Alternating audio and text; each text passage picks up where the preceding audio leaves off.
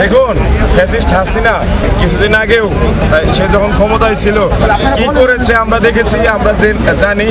এখানে শহীদ পরিবারের আহত পরিবারের সদস্য আছে, আহত অনেকে আছে। তার যে ফ্যাসিবাদের যে নমুনা, সেই নমুনা আমাদের পিছনে ধানমন্ডি 32। কেন নমুনা বলছি? এটা একটা স্তম্ভ। দেখুন বঙ্গবন্ধু শেখ মুজিবুর রহমান সে কিন্তু গোপালগঞ্জে শুয়ে আছে, তার লাশ কিন্তু গোপালগঞ্জে। এইখানে কি, এখানে আসলে কি, এটা আসলে তাদের একটা এস্টাবলিশমেন্ট। এটার দ্বারা তারা আসলে ফ্যাসিবাদকে কায়েম করার একটা হাতিয়ার হিসেবে ব্যবহার করে। এবং ঢাকা যেহেতু বাংলাদেশের রাজধানী, এই স্থাপনাকে কেন্দ্র করে তারা পুনরায় ঢাকা দখলের প্রয়াস নিতে চায়, এমন তথ্য আমাদের কাছে এসেছে। তারই প্রেক্ষিতে, তারই প্রতিবাদে এইখানে ছাত্র জনতা অবস্থান নিয়েছে। অবশ্যই তারা নিয়মিত প্রোপাগান্ডা চালাতো, হিটলারের গোয়েবলস যেমন প্রোপাগান্ডা চালাতো, প্রোপাগান্ডা চালিয়ে চালিয়ে মিথ্যাকে সত্যে রূপান্তর করা, সেই কাজটিও শেখ হাসিনা হিটলারের চাইতে অনেক ভালোভাবে করেছে এবং মানুষের মনের মধ্যে গেঁথে দিয়েছে।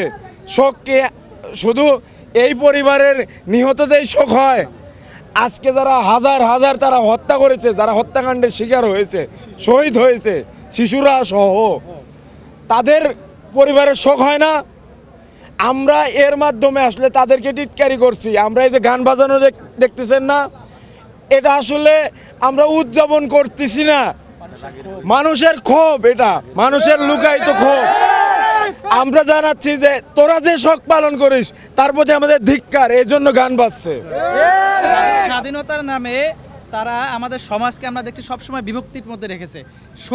শোকের কথা বলে তারা সবসময় রাজনৈতিক ফায়দা নিয়েছে, গুম খুন হত্যা ষড়যন্ত্রের মাধ্যমে আমাদের পুরো জাতিকে বিভক্তি করে রেখেছে। কিন্তু আজকে পুরো জাতি এক, আমরা জাতি ধর্ম বর্ণ সব কিছু নির্বিশেষে পুরো সবাই আমরা বাংলাদেশি, আমরা আজ এক হয়েছি।